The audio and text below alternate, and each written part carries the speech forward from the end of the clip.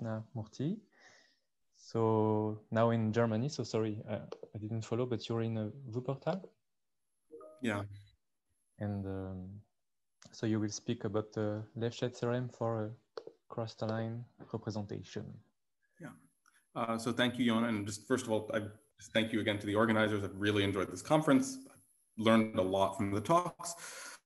So I'm going to try to share my screen now.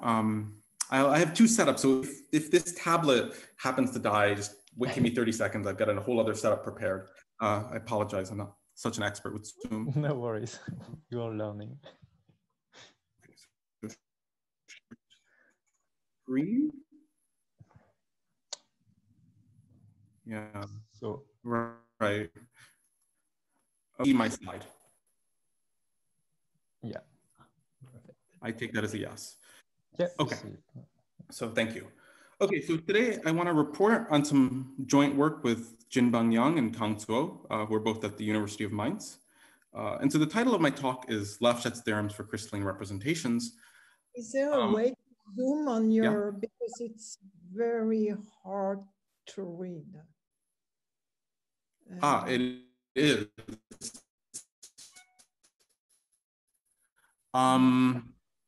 Sure, so explain how it's hard to read, Ellen? Well, for me, I assume I'm not the only one. It's basically impossible to read if you don't zoom. I mean, I can guess some of the mathematics, but I cannot read the names, for example. I see. Okay. Okay. Sorry. Then give me 1 second. Let me see if I know how to. Let me try this. But I don't want to make you nervous. So otherwise, it doesn't matter. I can try to guess. Try horizontal and then enlarge. Okay. Well, that's already better. That's already better. Maybe we stop here and yeah. Okay. Is this okay?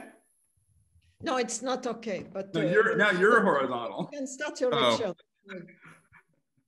Okay, so let me. So I apologize. I did a test run of this, but again, yeah, I apologize. So hopefully somehow it improves. Yeah. Okay. So today I just want to report on some joint work with Jinbang Yang and Kang Zuo. So our paper is called something like a Lefschetz theorem for crystalline representations.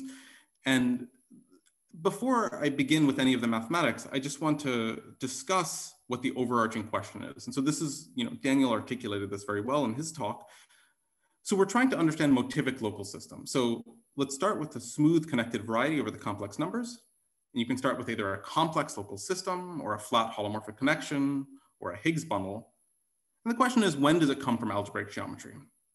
And as both Daniel and Elena explained, what this means is that, okay, so let's do the local system case, for instance. There exists a non-empty Zariski open subset, a smooth projective family over that open subset, and an I such that your L is a subquotient of the ith relative singular cohomology. Say. And you can make the same definition with the flat connection, and with a little bit of thought, remembering that de Rham cohomology has a Hodge filtration, you can make the same definition with a Higgs bundle. Okay. And one small remark I want to make is, so we've, so can people at least see my cursor, the little thing here? Yeah, it's okay, we see it. Great, okay, thank you. Okay, so when X is projective, we have these three moduli spaces, M Betty, M de Rham, and M Dolbeault. So M Betty is the character variety of the topological fundamental group. So particular, it doesn't depend on the holomorphic structure of X. M de Rham is the moduli space of vector bundles with an integrable connection. So that clearly does depend on the holomorphic structure of X. And M Dolbeault is the moduli space of Higgs bundles. These were somehow worked out in some of Simpson's papers. And they're all real. So the top arrow is a complex analytic isomorphism, and the two diagonal legs of my triangle are real analytic isomorphisms. But the one thing I want to say is being of geometric origin is preserved under these real analytic isomorphisms. Okay, so these are very, very related questions, at least under Riemann-Hilbert and Simpson's correspondence. Okay, so I want to talk about Lefschetz theorems. So the primary motivation for me is I was reading Simpson's paper on Higgs bundles, and I saw the following theorem. Okay, so if you have two compact Kähler manifolds, Y and X, and you have a holomorphic map between them, I'll call it F, so it's a map from Y to X, such that the map induced on fundamental groups is surjective. Remember, fundamental groups is a covariant thing. I suppress my base points. Okay. And suppose you start with a local system on X, such that the pullback to Y underlies a PVHS, a polarized complex variation of hot structures. Then your original local system underlies a PVHS. And this theorem is somehow a very straightforward application of his paper, of his correspondence. And let me just say one note about the key idea of the proof, is that L underlies a PVHS if and only if the corresponding Higgs bundle from non-abelian Hodge theory is C star fixed. And if this is something a little unfamiliar, let me just recall that if you have a Higgs bundle, by scaling the Higgs field, you get a C star action. Okay, so again, right now we're purely in the realm of holomorphic geometry or Kähler geometry because, I mean, there's no, first of all, my theorem, the theorem I stated for compact Kähler manifolds, of course you could replace them with smooth projective algebraic varieties, but the notion of a PVHS is a transcendental notion. In particular, as Jacob explained in the last talk, there's some type of form and you have to require some type of positivity of this form. So, but there are pretty interesting algebraic corollaries of Simpson's theorem. So that's the next thing I want to discuss. Can I ask, Roger, for your theorem, you say PVHS, is that over C or is it over the integers? Both. So the Simpson states it for over C, but it's true for both. Okay, thanks. Thank you for the question. And it's very relevant to my next, to the corollary, which again is just due to Simpson, is the following. So let's start now with a smooth projective variety who has dimension at least 2. And let's pick a smooth ample divisor inside of it, okay? And let's just take an abelian scheme over D. Then the following are equivalent. So on the one hand, you could take the local system coming from the first relative singular cohomology of AD over D. And so the first equivalence is that this local system extends to a local system on all of X. The second equivalence is that the abelian scheme itself extends to an abelian scheme on all of X, okay? So this is really a Lefschetz theorem for families of abelian schemes. And let me just sort of, lest anyone complain, I mean, this comes up in nature. Of course, there exist families of abelian schemes over compact bases. So this is not a null hypothesis statement. There really is content to this. And for me, a slightly more interesting corollary of this is the following. So if the dimension of X is at least 3, then by the Lefschetz theorems, pi1 of D is isomorphic to pi1 of X, which in particular means that all local systems on D canonically extend to local systems on X. So what that means in particular is the first of my TFAE things is satisfied, which means that the second is also satisfied. In particular, every family of abelian schemes over D extends to a unique abelian scheme over X. Okay, so this is a pretty cool theorem, and in particular, it's purely algebra geometric now, especially this remark. Okay, so let me just make a small fun comment. I think it's fun. It's fun. It's in Galaxy color, I guess. So for this remark, the key part of this remark is the following implication. If you have a smooth ample divisor and the map on fundamental groups is an isomorphism, then every abelian scheme over D extends to an abelian scheme over all of X. And this is true over the complex numbers. It's true over actually any field of characteristic 0, but it's false over FP bar. It's kind of interesting. And so if you're sort of bored or tired, whatever, you should try to construct a counterexample to the statement. It's kind of fun. So I was maybe a year and a half ago, I was at MSRI and I was discussing with Simpson, and I told him that this thing is false over FP bar, but I think it probably should be true up to isogeny. And he just asked the following question. Okay, so just a casual question, but I found it extremely generative for a lot of my work. Okay, so let's start with a smooth projective variety whose dimension is at least 2. And again, I'll just work over the complex numbers at the moment. And let's take a smooth ample divisor. And let's take a local system on all of X now. So that's why I have the subscript L sub X. Suppose that when you restrict to D, it's motivic. So the first question you could ask is, okay, well then is L of X, the local system on L of X, is it motivic or of geometric origin, as I explained in my first page? And the second, even stronger thing, which is sort of another thing that he, just suggested, was the following. If LD comes from a motive, you have a motive over D, you can ask, does it extend to a motive over X, at least rationally?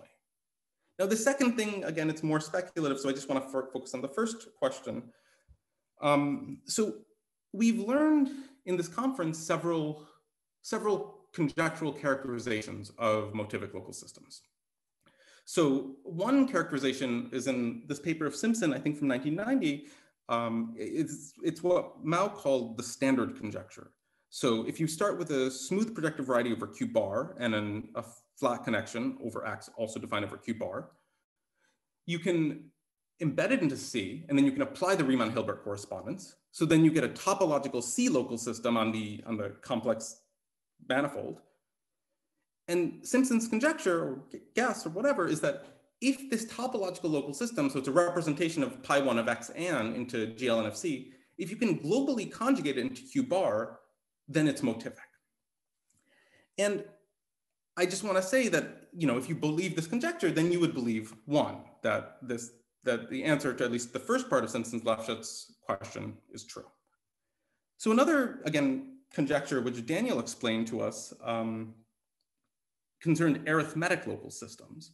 So what he says is that all arithmetic local systems should be motivic. And I'm sure other people have sort of made this guess. This is implicit in a lot of people's work, but okay. So if you believe this is true, well then also one will hold, this extension property will hold. And moreover, if you kind of throw in all the Tate conjecture, Tate semi-simplicity, and so on and so forth, because the Tate conjecture more or less says that the functor from motives, at least Q motives, to Galois representations is fully faithful, you should actually maybe even believe the second statement. But again, this is speculation, this is science fiction. I just want to say that this question is compatible with a variety of conjectures that we've seen. In fact, the last 4 or 5 days. Okay, so the title of my talk is a Lefschetz theorem for crystalline representations. So in particular, I'm going to be thinking about crystalline gadgets. So the question we want to answer is the first thing we need to do to even have a common language is answer the following question. What is the or a p-adic analog of a polarized variation of hot structure? Okay, so the first thing that I want to very briefly discuss, and this is essentially due to faultings. So let's go to my next slide here. See if this works. Okay, so the answer, or rather an answer that I'm going to be using is called a Fontaine-Faultings module. So it comes up in relative p-adic Hodge theory.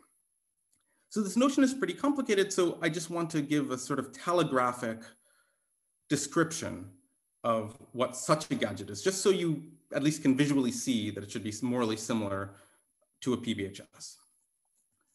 So let's start with X over W, a smooth p-adic formal scheme. Then a Fontaine-Faultings module is going to be a quadruple. We're going to have a vector bundle on X, a flat connection, which is topologically quasi-nilpotent. You're going to have a Griffiths transverse filtration by sub-bundles, which is locally split. And then you have some phi, okay? And so I'll come back to phi in a second.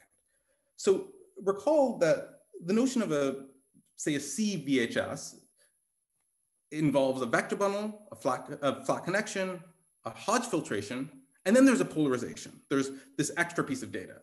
And, by analogy, you can think of this phi as the analog of a polarization. So technically, it's a Frobenius structure that's strongly p-divisible, which means it renders the triple V nabla phi an F crystal and finitely locally free modules on the crystalline site. And also, it plays well with the filtration. So it has the strong p-divisibly means that it has some relationship with the filtration. Okay, in the category of Fontaine-Faultings modules, I'm going to denote by MF super nabla of X. And I have some subscript A comma B. This just means that the filtration is supported from A to B, okay? And then these fundamental theorems of faultings, I guess this is from his John Hopkins paper, and it's later, the way I'm going to describe it, it's somehow been reinterpreted by Schulze and Tan Tong as the following. So if you have a smooth p-adic formal scheme with adic generic fiber X add, then there's a fully faithful functor from Fontaine-Faulting's module with small Hodge-Tate weights to lease ZP sheaves on the adic generic fiber. Okay, this is a little bit technical. I in particular use the word adic. I won't use that for the rest of the talk. Slide, Raju, I apologize. Can you show us a slide here? We don't see the theorem. Oh, wait, at all? Ah, okay, now, okay, thank you. Okay, wait, I'm sorry, okay. Please, if there's ever a problem with people not seeing the theorem, just yell at me. I'm very much appreciative. Okay, thank you. So, right, so the theorem is that there's a fully faithful functor from these Fontaine-Faulting's modules. The category is denoted MF with some decorations to lease ZP sheaves in the adic space. And again, I will not use this version of the theorem. I'm going to only use the following theorem, which is also stated in Faulting's paper, which is the following. So if you have a smooth, proper p-adic formal scheme, then there exists a fully faithful functor from these Fontaine-Faulting's modules, again, of bounded Hodge-Tate weight to continuous representations of pi1 of the generic fiber with coefficients in ZP, okay? And the objects of the essential image of this functor are called crystalline representations. And again, my talk is based on the idea, the suspicion that crystalline representations form a good analog to those local systems that underlie a PVHS, okay? Okay, so, right. And now, so this is, okay, this is maybe some indication. We have some V, and some nabla, some fill, some phi, but PVHS, they come up in nature somehow. You know, they come up when you take the cohomology of a family of algebraic varieties. So presumably, if my notion of a crystalline local system is worth its salt, it should also come up when you take the cohomology of a family of algebraic varieties. And the next theorem is also due to Faulting's. It says the following. So let's take two smooth schemes over the Witt ring and consider a smooth projective morphism from Y to X. Then under mild hypotheses, I'll say a word about those in a minute, but it won't matter so much, the relative étale cohomology over the generic fiber is crystalline. Okay, so just as you know, singular cohomology tends to underlie a variation of Hodge structures, and you know, you take the principal part, it'll be a polarized variation of Hodge structures. Something similar is true in this p-adic world, and these mild hypotheses, they really are mild. So you need, I guess, that the dimension is probably small compared to P, and you need, I guess, that the Hodge cohomologies are torsion free. And this whole theory has a logarithmic variant. It all has a log variant, which, again, I'm only going to mention in passing because it'll be useful for our theorem. Okay. So this allows me to state my main results now. So, sorry, Raju, I'm a little bit confused by the last statement because somehow you're doing QP coefficient, right? Rational coefficient. So why does the torsion in the Hodge matter? Maybe you were right. Maybe it doesn't. Maybe yeah, I should have probably written ZP here. Yeah, I think that's correct, Remy. Thank you. I mean, I'm not sure. There are some conditions for this local system to be crystalline. I'm actually not sure exactly what they are. But I think you do need the P to be smaller than the dimension and so on. But yeah, I don't want to sort of worry about this too much. Thank you, though. Okay. Okay, so yes. P smaller than the dimension or larger than the dimension? I mean, I could larger. Larger. I think. Okay, so you can always choose P large enough. Yeah, sure. Yeah, you choose P large enough. Yeah. Yeah, thank you. Okay, so so I want to state our theorem, but to state our theorem, I need a little bit of a setup. So I'm going to call it setup rainbow star. So we're going to start with a finite field K of odd order. All of our stuff only works for odd characteristic. Okay, so the first restriction. W is going to be the Witt vectors, and K is going to be the field of fractions. I'm going to start with a smooth projective scheme, X over W, with relative dimension at least 2, so you don't lose anything by thinking of it just as a surface or a threefold. And I'm going to equip it with a simple normal crossings divisor, sigma. Okay, so this is because our theorem is going to include a logarithmic variant. So this is going to be like a boundary divisor. Okay, so the first part of the data, of the setup. The second part of the setup is just a relative smooth ample divisor that meets sigma, my boundary divisor, in good position. So we know what that means. And the final part of the notation is going to be the following. So I'm going to denote by X circ sub K to be that you take the generic fiber of X and you throw away the boundary divisor.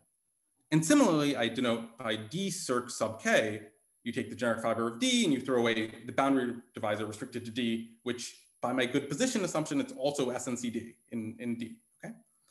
And it turns out that there's also a Lefschetz theorem for these open things because D meets sigma in good position. So there's a continuous surjective homomorphism from pi 1 of D circ sub K to pi 1 of X circ sub K, okay?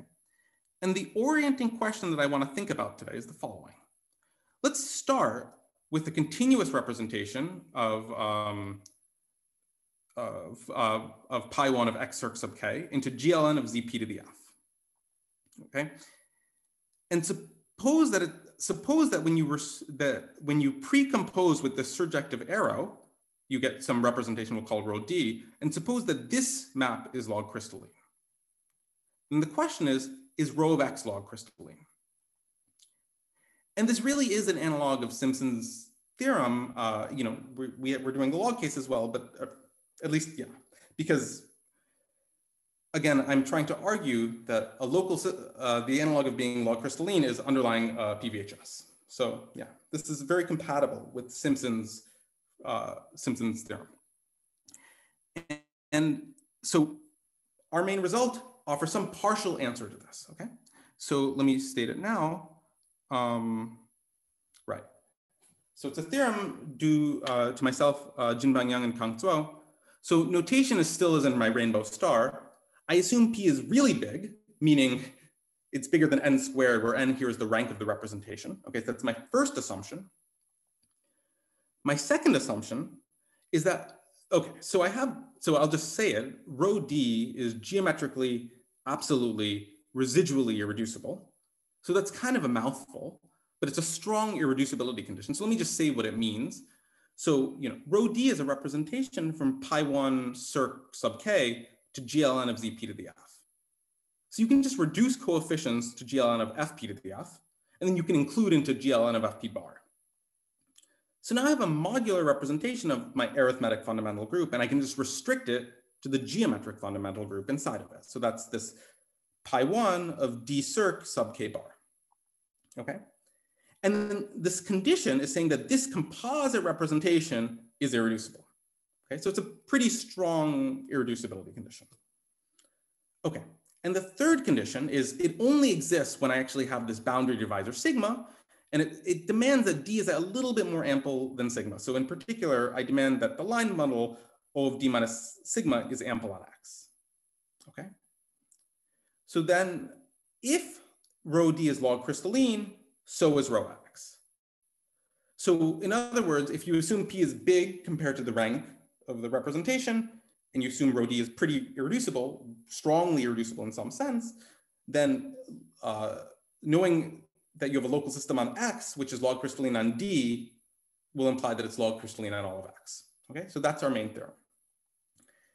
Now, I want to actually sketch a proof of this when F is equal to 1 and we have no boundary divisor. And the reason I want to do this is because, so the techniques use p-adic non-abelian Hodge theory, and I'd like to explain how you can, theory is, I find it really, really great, and many of my collaborators actually, in fact, developed it and have been very patient and generous explaining it to me, but I really think you can use it kind of as a black box. And so I want to explain various inputs that we need to prove our theorem. But before I do that, I'd like to just explain that there actually are geometric corollaries of this theorem, like actual corollaries about algebra geometric objects, which I find pretty interesting. So the first corollary is the following, the first application, I should say. is the following. So I call it a mixed characteristic analog of Simpson's-Lefschetz theorem for abelian varieties. So I'm just going to state this theorem. So let X over W, again, be a smooth projective scheme, the dimension which I'm always supposing is at least 2. Let D be a relative smooth ample divisor, and I have no boundary divisor here. I don't deal with boundary divisor yet, okay? And I start with an abelian scheme over D. Again, this is happening all in mixed characteristic. And I make the following 2 assumptions, okay? So first of all, G, which is the dimension of the abelian scheme, is small compared to P. So in particular, 4G squared is less than P minus the dimension of X. Okay, the first hypothesis. And the second hypothesis is that, so you have an abelian scheme over D, you can look at the Tate module over the generic fiber, so that gives you a representation of pi1 of dk to GL2G of ZP. And you can ask that this representation is geometrically, absolutely, residually irreducible, or whatever way you order those words, okay? And we know what that means because we just saw it on the previous page. Okay. Just have a small question, Raju. Yeah. So is it known that the local system associated to crystalline, what you call the crystalline representation, when you tensor with Q, that it's semi-simple? I do not believe that it's known. Okay, thank you. Thank you for the question. In fact, if anyone can solve this question, I'd be super interested in it. I really would like to know if the Q crystalline representations are semi-simple. So yeah, someone can solve this, let me know. Okay, great. So I have a different question. Yeah, because go. you mentioned that there were some counterexamples to the Lefschetz thing if you're in pure characteristic P.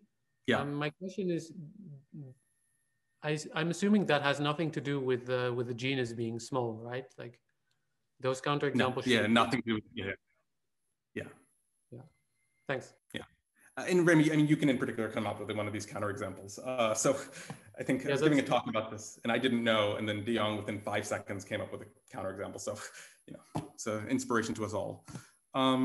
Okay, so, right, so there are counterexamples, and I will actually, thanks for bringing this up, Remy. I actually want to say a word about this in a minute, so happy you reminded me. Okay, so again, the setup is we're in mixed characteristic right now. We have the X and D, they exist over W, and I have an abelian scheme AD over D. And the following are equivalent. Okay, the first part of equivalent thing I always want to think about is, does my abelian scheme extend to an abelian scheme over X, right? That's the thing, that's the type of Lefschetz question I'm interested in. The second equivalence is the following, is that rho D, so this is my, the representation associated to the p-adic Tate module of the generic fiber. I want this representation to factor through pi1 of xk. In other words, this is asking that the p-adic local system on dk extends to a p-adic local system on all of xk, okay? So this is like a mixed characteristic analog of Simpson's-Lefschetz theorem for abelian varieties, but again, one sort of issue is we're assuming some very, very strong irreducibility condition. Okay, so it's not nearly as strong as I would like, but okay. So let me just say that this is actually, it's not such a difficult application of our main theorem, but it needs some older joint work I did with Ambrish Paul in this paper, rank 2 local systems and abelian varieties, and which, I mean, it took some work. Okay, so one reason that I find this theorem interesting is the following. So Grothendieck proved that, at least Grothendieck proved that you have the following purity theorem for abelian schemes over like a regular base of characteristic 0. He proved that, like, if you, for instance, let me just do an example. So suppose you take a smooth surface, you throw away a point and you take an abelian scheme over that open. He proves that this canonically extends to this whole surface. And it's known that this statement is false in equal characteristic P and also in mixed characteristic. The examples in equal characteristic P are actually related to Ramey's question to these counterexamples. And in mixed characteristic, this is a famous counterexample, probably due to Reynaud or Gabor. So what I find interesting here is nonetheless, we are able to extend my abelian scheme from D all the way up to X and mixed characteristic. We don't need to throw away some points or anything. So there's something that I found surprising about this result. I wasn't in particular sure that if it should be true in this generality. Okay, so this is the first application. And just as a small corollary of this, we have an application to complex geometry. Now, it's not a new application to complex geometry. I want to emphasize this, but it's an arithmetic proof of something in complex geometry. Okay, so this is, in particular, we obtain a p-adic proof of the following special case of Simpson's-Lefschetz theorem over C. And I use galaxy color to emphasize it's a special case. We do worse than him, okay? So we're going to start with a smooth projective variety with the complex numbers, dimension at least 2, and you take a smooth ample divisor, and you take an abelian scheme over D, such that the associated Higgs bundle is stable. And if you know the non-abelian Hodge correspondent, you can just think for a second, what does that mean about the local system? So just, yeah, I leave that to you. Okay, so under this assumption, the following are equivalent. One is that AD over D extends to an abelian scheme on all of X, and 2 is that the Higgs bundle extends to a Higgs bundle on all of X. Okay. So yeah, so this is, so we're able to reprove this part of Simpson's-Lefschetz theorem. Okay, and right. Are there any questions? Oh, are there examples showing that the residual reducibility condition is necessary for your Lefschetz theorem? No, this is an artifact of the proof. So you expect it to be true unconditionally? I mean, when I'm feeling optimistic, yes. But, you know, yes. I'd hope, yeah. I think it should be true. Great, thanks. Okay. No, thank you. Okay, so the end of this slide. So we're going to swiftly move on. And I'm actually going to slowly sketch the proof of this theorem in four steps. Okay. So the first step is we're going to transform this statement into a statement about periodic Higgs de Rham flows. So we've already seen a little bit of this. So in particular, it came up in Mikhail Kretschnick's talk and Mao Sheng's talk, but you know, maybe we weren't all there and so on. So I just want to very briefly remind you of the type of object that this is. And the origin of this is the following extremely special case of the foundational theorem of Ogus and Vologodsky from, you know, maybe 12 or 13 years ago. So we start with a smooth variety over a perfect, let me just emphasize, their theorem is way more general than this, but this is what I need. And so I stick to this level of specificity, of particularity. So we start with a smooth variety over a perfect field of characteristic P, and we equip the variety with a lift S tilde over the second bit vectors, okay? Then there's an equivalence of categories called the inverse Cartier transform, that's the C inverse, between Hig sub P minus 1 of S prime and Mick sub P minus 1 of S. So let me just say what these categories are. Okay, so first of all, S prime means the Frobenius twist. And for the rest of the talk, I'm just going to ignore it, but you know, technically you should write it. Okay, Higgs. Well, I know what a Higgs sheaf is. It's a coherent sheaf together with a Higgs field. And this less than P minus 1 is a nilpotence condition. It means that my Higgs field is nilpotent of order less than or equal to P minus 1. Okay. Now, what's this right-hand side? Well, MIC stands for coherent sheaves, so modules with an integrable connection. So coherent sheaves with an integrable connection on S. And again, it's this interesting feature that in characteristic P, you can have coherent sheaves with an integrable connection that are not finite locally, that are not locally free. Okay, and so their theorem, you know, works in that generality. And I need to explain what this subscript is. And fortunately, Mikhail also did this for me. So to a module with an integrable connection characteristic P, you can associate this kind of P linear operator called the P curvature. And this is a nilpotence condition on the P curvature. Okay. Now, Lancheng Zuo in one of their papers introduced the following notion, which is kind of related to the dynamics of this inverse Cartier transform. Okay, so it's called an F periodic Higgs de Rham flow. And again, Mikhail explained this, but I just want to maybe set it out in my own language or so. Okay, so a Higgs de Rham flow in my understanding is the following. So we start with a Higgs bundle, and then I have a bunch of symbols, fill1, fill2, ... fill f, and psi. So this is just a bunch of symbols, so I have to tell you how to organize them. So they're organized as follows. So E theta 1 is a Higgs bundle. I guess I should have said on S.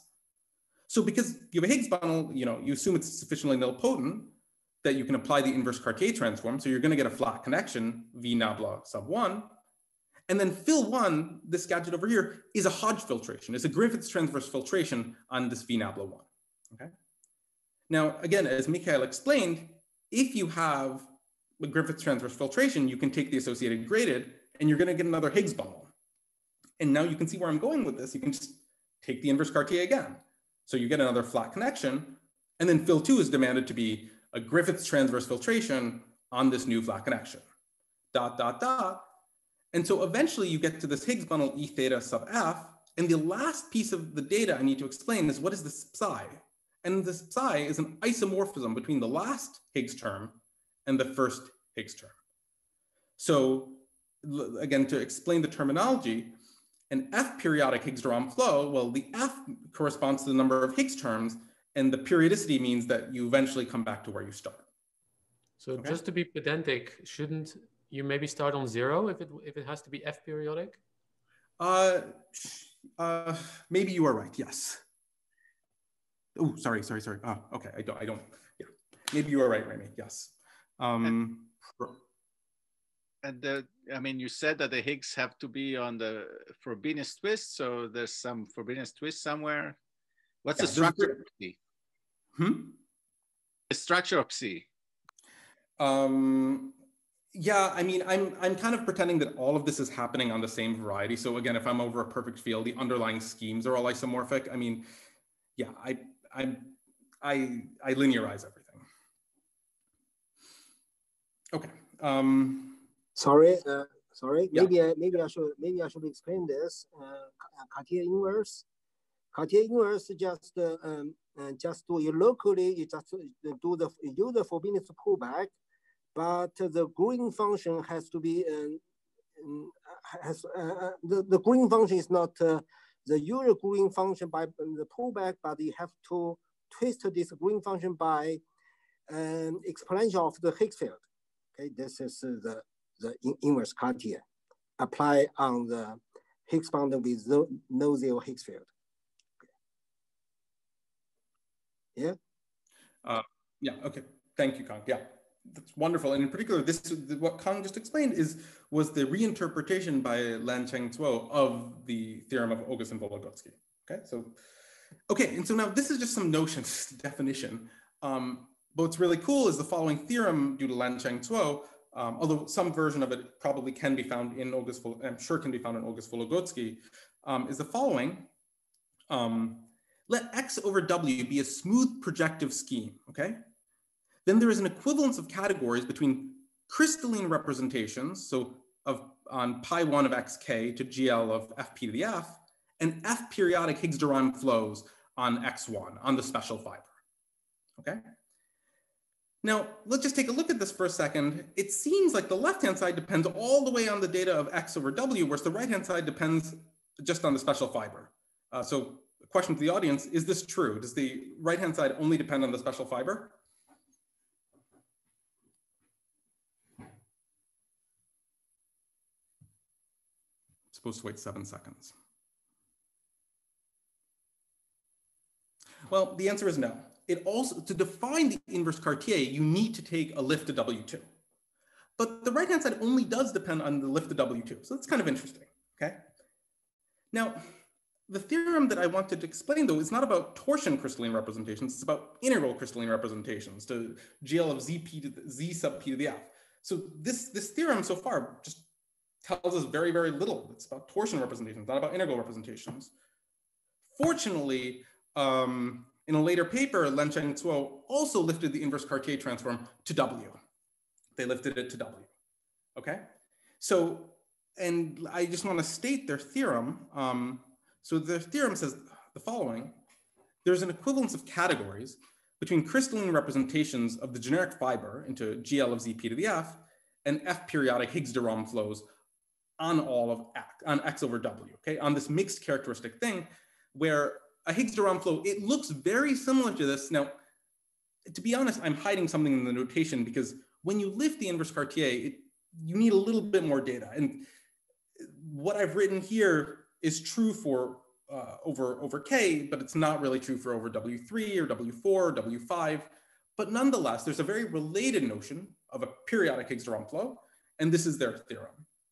That periodic Higgs de Rham flows on X over W, there's an equivalence with those and just crystalline representations of the generic fiber, or crystalline ZP to the F sheaves on XK. Okay, so let's just go back for a second. So what does that mean? That means that we have the following quote unquote corollary, but I just want to tell you what we have to do, what our task is. So again, we have a smooth projective thing over W, we have an ample divisor, and we have a crystalline representation on DK, okay? Then the following are equivalent. So rho D factors to rho X, in other words, the crystalline local system on D extends to a crystalline local system on XK. So it's the first equivalence. And the second equivalence is that the F periodic Higgs de Rham flow on D extends to an F periodic Higgs de Rham flow on X. So in other words, to prove our theorem, we have to lift our F periodic Higgs de Rham flow. And I think I told you that I'm only going to sketch this when F is equal to 1. So we have to lift our 1 periodic Higgs de Rham flow.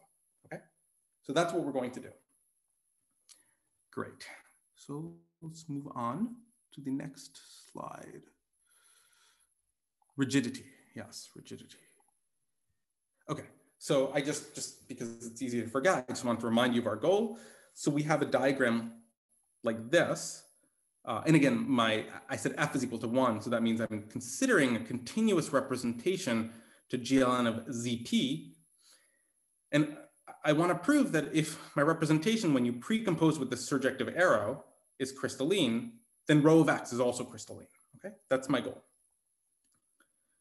And as I said, we want to lift the 1 periodic Higgs de Rham flow. Okay. So by 1 HDR, we have an attached 1 periodic Higgs de Rham flow. So the first term is ED theta D. You apply the inverse Cartier. And again, I'm hiding something here, but okay. You get a VD and a Nobly, and then you have a Hodge filtration, and the associated gradient is again isomorphic to your original Higgs bundle. And we just want to extend this to something on X. Okay, so it follows from a theorem of Liu Qiu that this representation, rho X, from pi 1 of the generic fiber to GLN of ZP is de Rham. Okay, so this is a very, very fundamental theorem of Ruchuan Yu and Qinwen Xu, and it says that if you have like a local system and it's de Rham at a point, then it's de Rham everywhere. And by definition, what this means is that there's an associated filtered de Rham bundle on the generic fiber. So you have a vector bundle, a flat connection, and a filtration that's associated to rho of X, and that's the language Faltings uses for it. Okay. So by this theorem of Liu Qiu, we're going to be able to extend at least the Higgs bundle over the generic fiber. Okay. So in particular, what one shows is that that the associated gradient of this filtered flat connection is a semi-stable Higgs bundle on XK that extends the generic fiber of the Higgs bundle on D. Moreover, the rational Chern classes of E of XK vanish.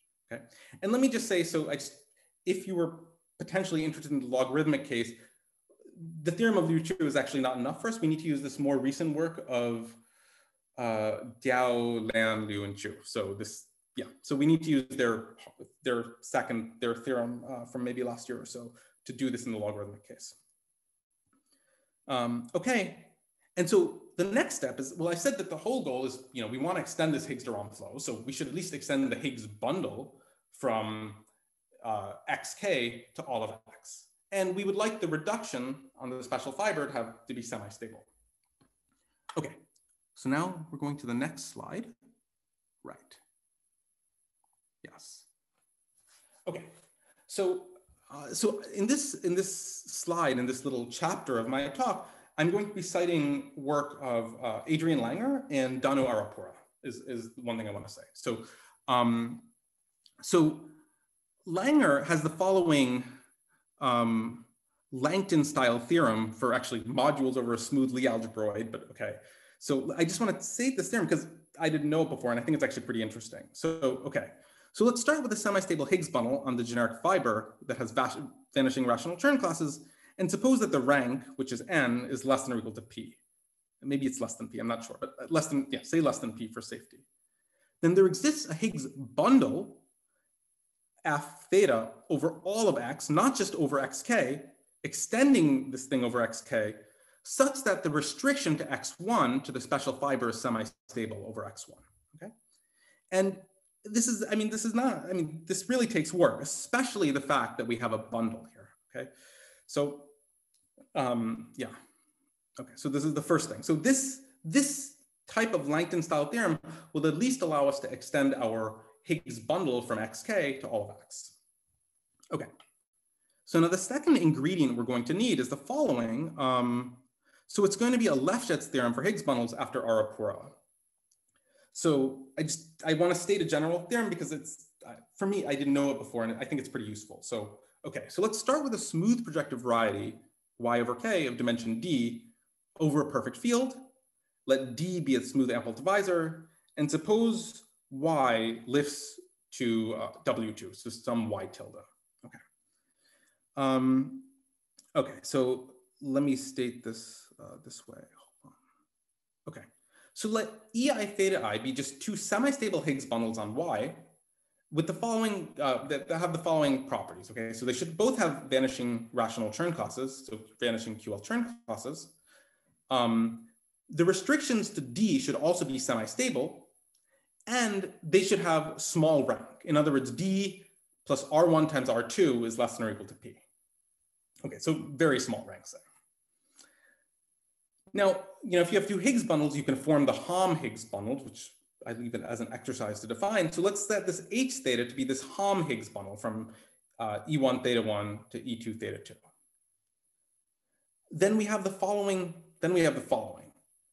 The map on Higgs cohomology of this H theta from Y to D, this restriction map is an isomorphism. And the map on H1 Higgs cohomology from Y to D is injective. And we actually need to use both of these. But let me just, this looks a little abstract. So let me just say, what does one actually mean? One actually means the following.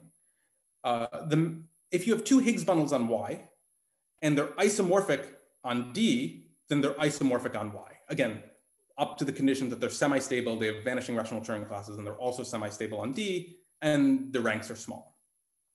So this means you can test isomorphism by restricting to D, okay? So that's one consequence of this first, this isomorphism, this corollary of Arapura's theorem. Right, but we're actually going to use both parts in the proof of our result. Okay, so what is the upshot of all of this? So let me just remind you. So we started with a representation, and we knew the restriction to decay was crystalline. So by Lancheng-Zuo, we knew that there was one periodic Higgs de Rham flow on D. Okay.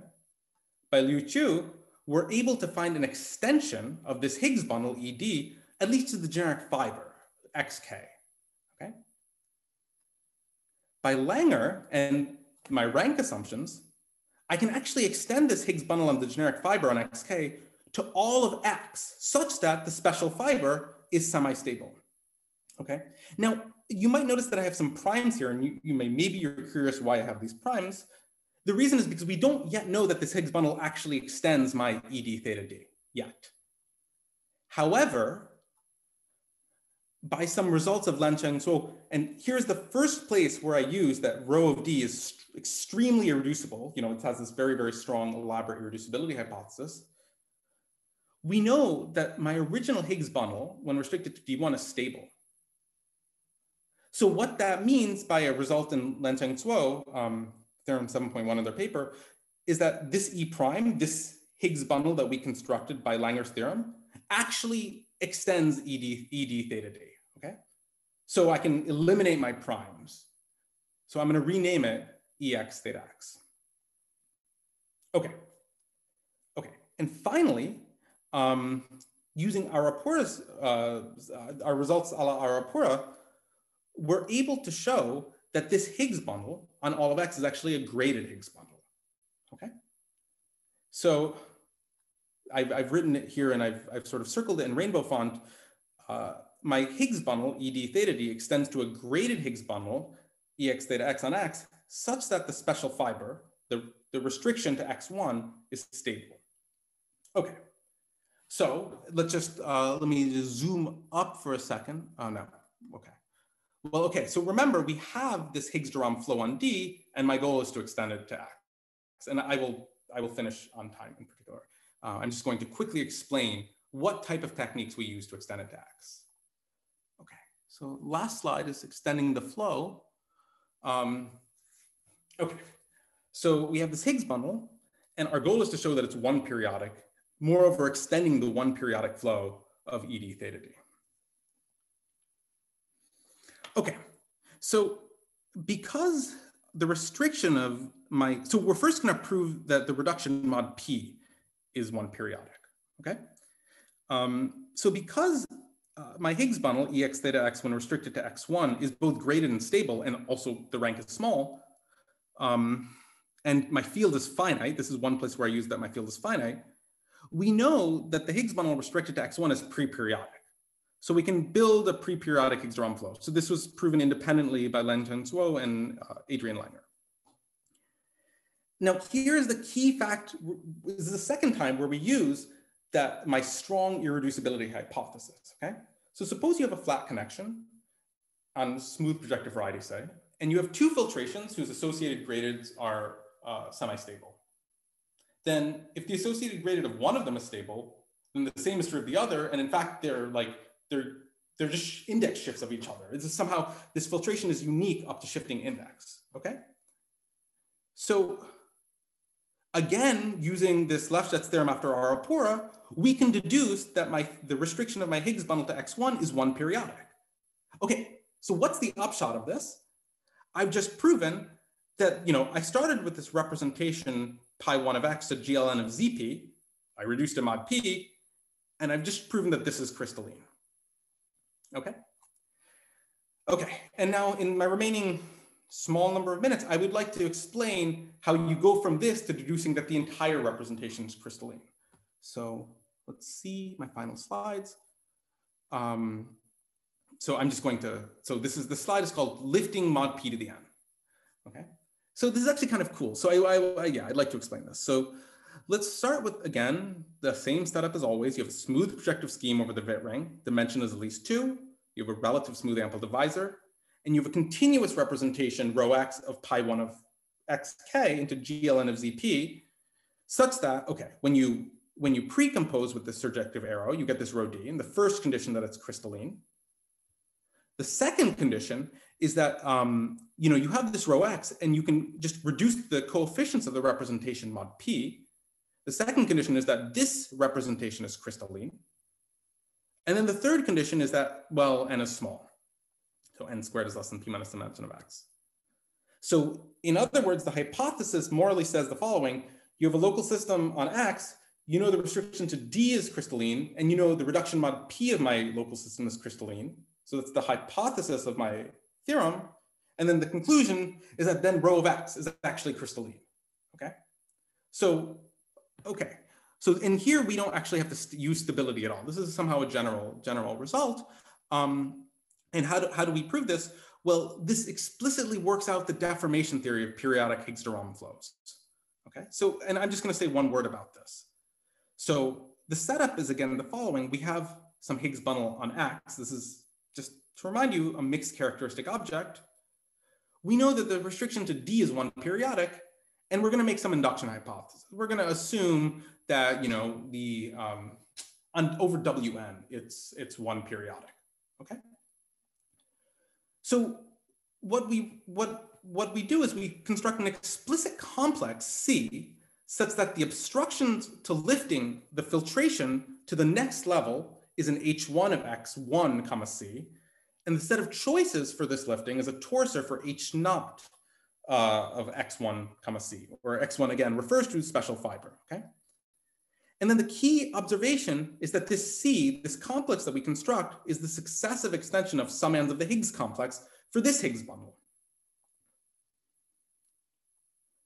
So because we know that C is the successive extension of some ends of this Higgs complex, and we have this Lefschetz theorem a la Arapura for the Higgs cohomology, you know, if you have to juggle around some 5 lemmas and so on, but this allows us to use the periodicity of the Higgs bundle over D, over specifically D sub n plus 1, to deduce it for the periodicity over X sub n plus 1.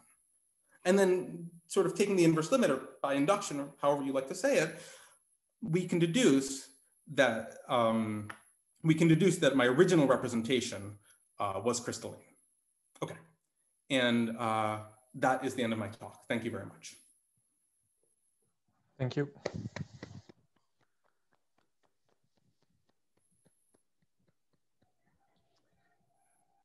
Are there any questions or comments? If it's periodic for a higher period, is the proof technique the same, just more technical?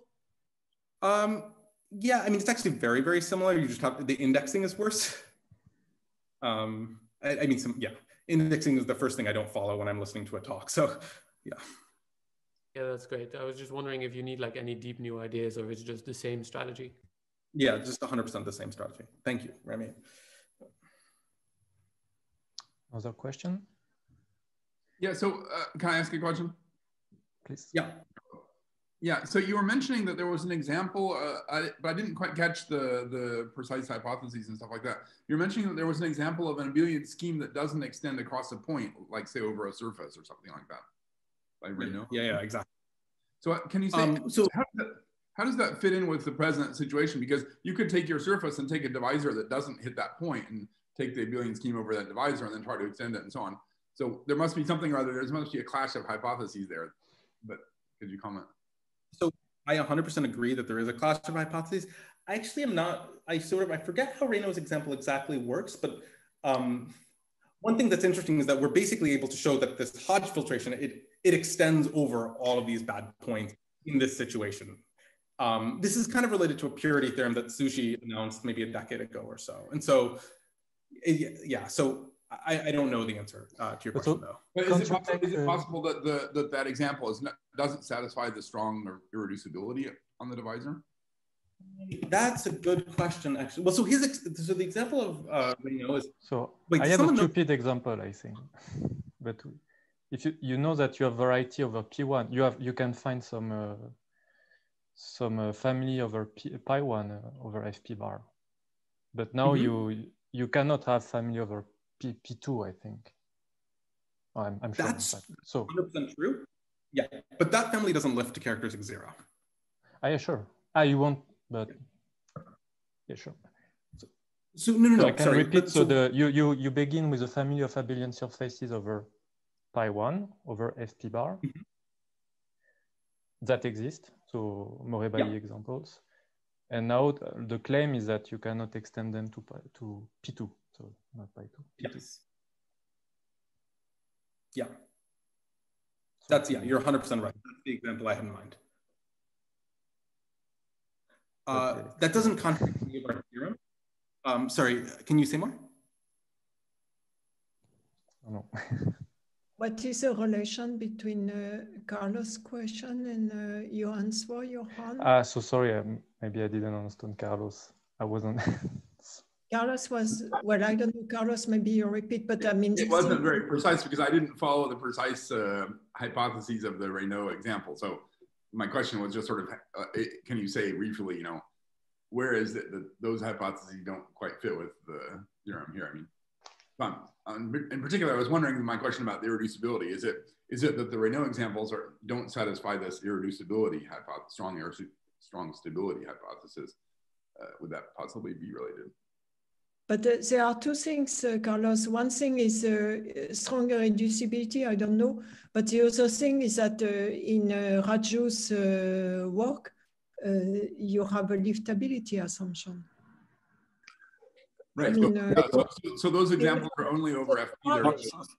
Those examples are only over FP. Yeah, I didn't. Yes. Sorry, I didn't get they don't lift to W2. I wasn't paying attention there. Sorry. Johan, maybe I should make a remark to your example. Your example is abelian surface over P1, right? Yes. And of course, over P1 over FP bar or something else, right? But you claim this kind of abelian scheme cannot lift to W2 or something, or lift to Witter ring or the... So it's known that, for example, by your work, that you cannot lift to W2. Okay, yes, I understand why this grammar cannot do that, because you have FS crystal attached to this family. Yes. But this FS crystal, this Hodge filtration from this family in class P cannot be lifted. But so I claim also that it cannot be lifted to P2. Yes, the only because it would give a map from P2 to A2, and in fact this map has to land in some of the P1, I think. Yeah, I know this gamma is living in the modular surface, for example, in the low ordinary locals. But I think the point is the Hodge filtration coming from this family does not lift to the Wittering. I think this is the only obstruction for lifting this abelian scheme. This is because Grothendieck maximum deformation theory. But in our theory, we exactly prove that this FSO crystal together with the Hodge filtration living already in the Wittering. So therefore, we have no problem for lifting this family of abelian variety from FP to WFP. We have no problem because the Hodge filtration already lifted. Okay. Because we have this kind of Fontaine-Farris module. It is specific FSO crystal together with Hodge filtration. Okay, thank you. I think this is the reason for this example.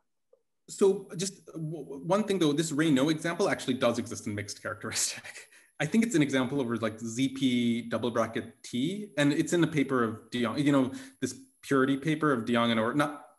I think the purity for curves paper of de Jong and Orr, it's in an appendix to this. So just the claim is that purity does not hold for abelian schemes over mixed characteristic regular bases. And so again, I don't know the answer to Carlos's question. I will think about it though, but yeah. You mean it might have to do with the fact that there's an additional parameter there's an additional deformation parameter also. Yeah, exactly. Okay. But it's a super cool example actually. So maybe can you comment on the extra hypothesis that you put, the irreducible? So your expectation is that you could leave it, or?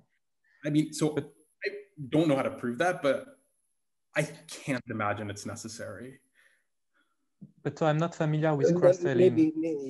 Maybe extension of crystalline is crystalline, or there is some purity inside? Because extension crystalline. What is your question? Sorry. Yes, an extension of crystalline representation is still a crystalline representation, or? I actually don't. Oh, you mean? Okay. So because I don't understand if semi-simplicity is expected or not in the crystalline. No. In our pool, we try to lift. I mean, the main point that we try to lift this Frobenius structure. This satisfy this strong P divisible condition. This is a key point for this. No, this I understand. Yeah, if we do not have this, you cannot claim this local system on X is crystalline, because this local system needs to have the Fontaine-Farris module. The basic is we lifting this Fontaine-Farris module means that we're lifting this featured down bound together with Frobenius structure. Yeah. If you forget the Frobenius structure, then you have the already short theory, you have already featured down bound. But the point to lift the Frobenius structure. Otherwise, you already have this kind of featured down bound over X. Right? Okay. So, but the other question though, Johan, is that I'm pretty sure over a point, the extension of crystalline is not crystalline. I'm pretty sure like that it's not necessarily true. And I think, yeah, I don't know what irreducibility hypothesis one needs sort of in the ideal world to prove such a theorem. But so does crystalline means just that it's obtained from Maybe I should make a remark to your question. You ask your extension this crystalline local system to a local system to X. You ask if this extended local system still crystalline. Is your question? Yes. On I think it's not true. Fiber. It's not true because you have many different ways to lift in this this local system. Yeah, you have many different ways. Yeah, this sure. crystalline is a specific way. Yeah. Okay. Yeah. Well, thank you. Yeah, this is because fighting the Simpson correspondence. This kind of crystalline local system is very special. Looks like arithmetic periodic local system. It's very special. But like the pure one, not because you. So as far as I understand, if you do so over W2, where I can understand something, you get Fontaine-Lafay module out of smooth but not projective morphism. You mean? What is the question? Sorry, I don't know. So I don't know. So the out of smooth morphism, but which is maybe not projective one, you can construct a Fontaine-Lafay module. So it's not pure in general. So you don't expect any.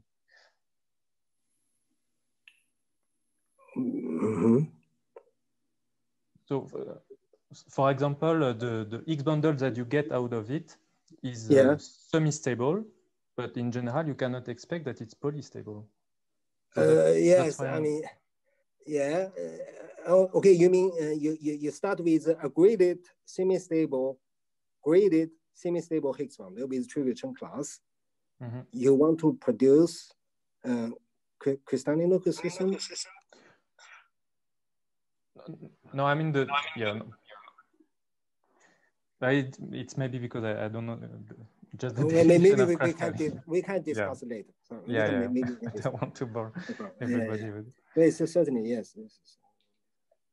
So are there any other questions? No, so let's thank Raju again. And thanks also all the other speakers. Thank you.